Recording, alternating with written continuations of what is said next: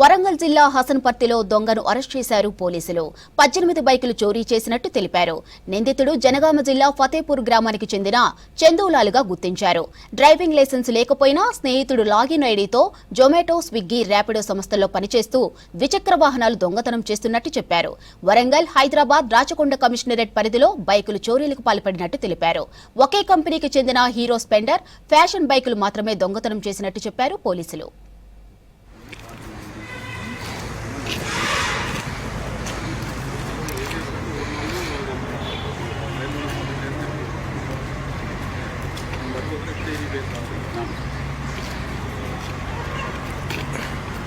ఆ తెలుగు బాగుంది.